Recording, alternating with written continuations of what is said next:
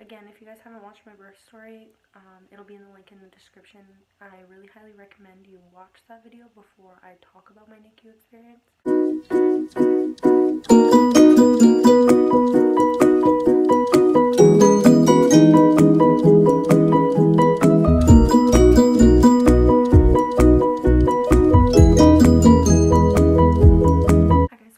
Channel. If you're new here, hit the red subscribe button and be a part of our family. Today is actually going to be a sit down video.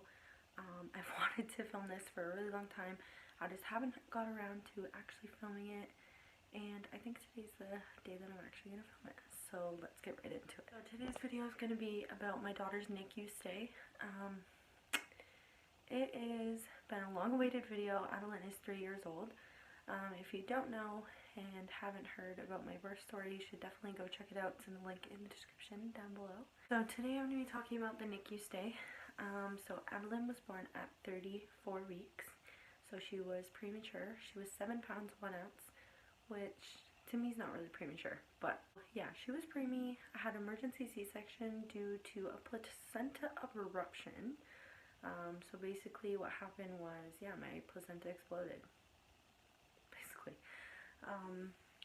So once I had Adeline, she was wheeled to the NICU and I was put under, and my mom went with her.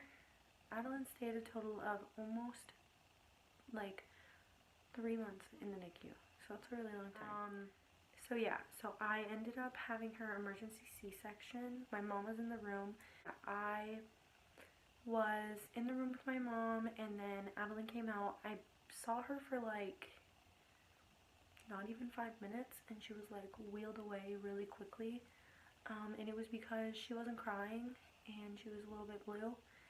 And yeah, so then after I went to recovery, I got wheeled in to see my baby, and she was in a incubator and she had a breathing tube in. A lot of this is still jumbled because it's been 3 years.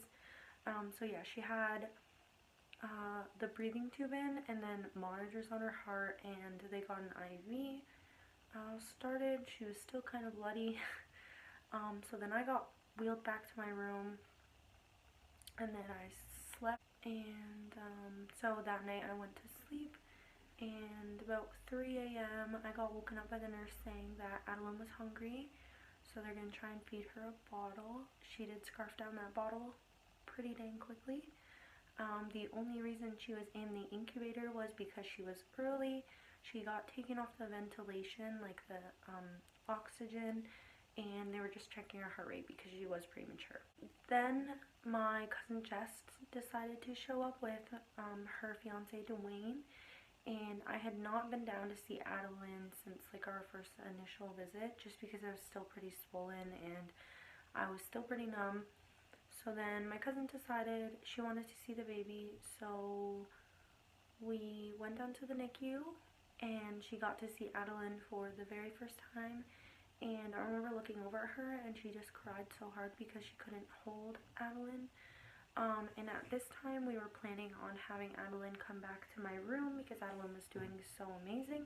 So the NICU nurses said that Adeline could come back into my room, and that was something that was super like amazing because I was just like blown away because she could come to my room.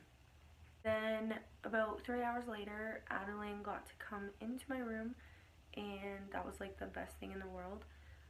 So I got her dressed. I had a lot of visitors, and then my cousin Jess decided to come back, and she got to hold her for the first time.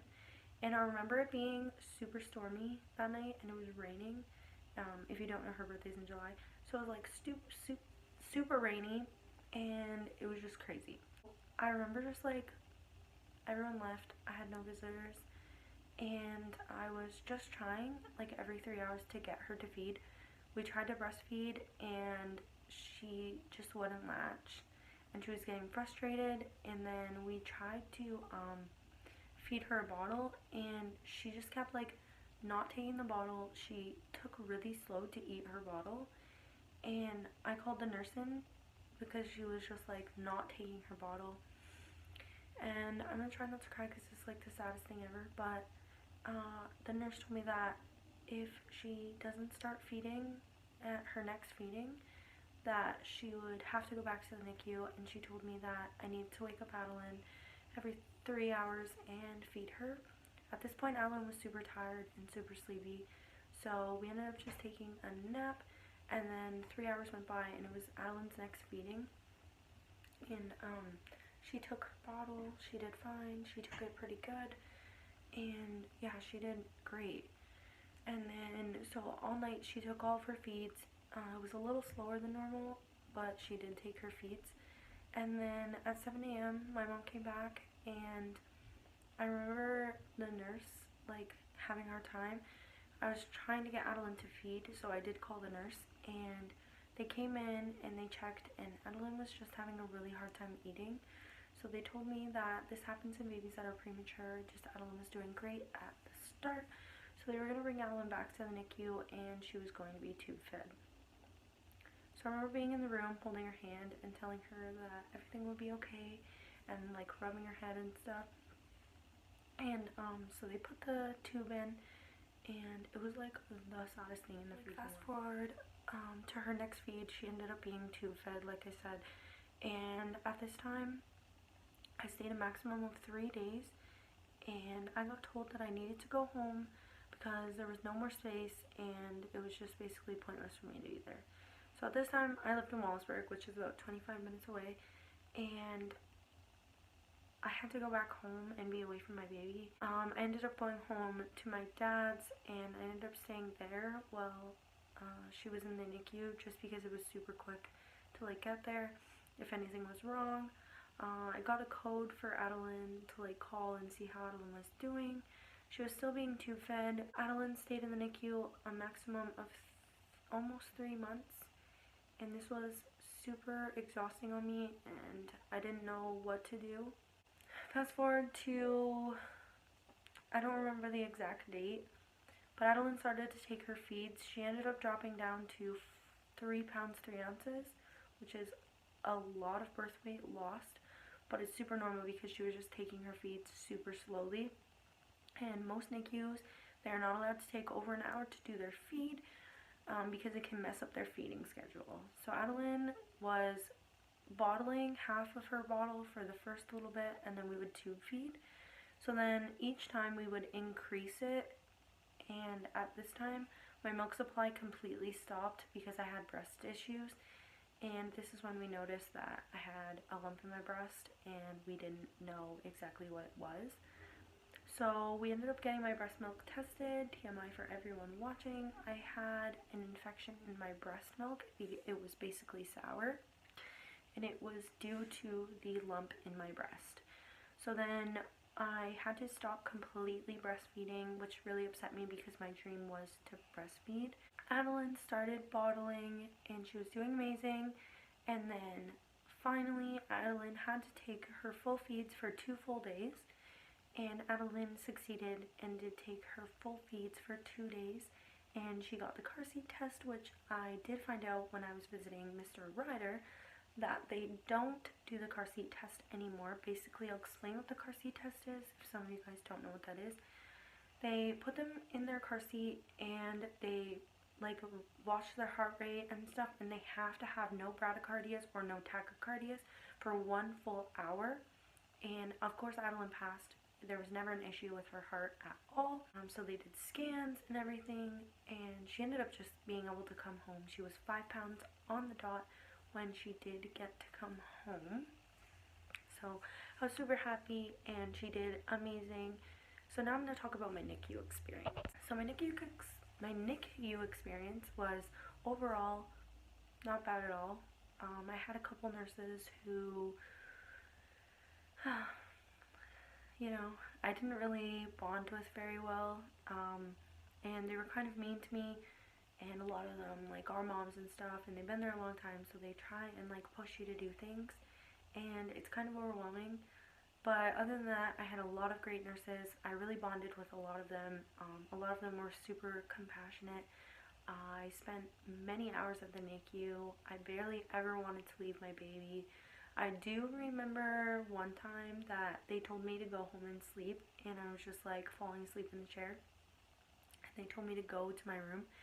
I was still in the hospital at this time, and they told me to go to my room and get some rest, but I was awake and walking about 24 hours, like not even 24 hours later, like the next morning.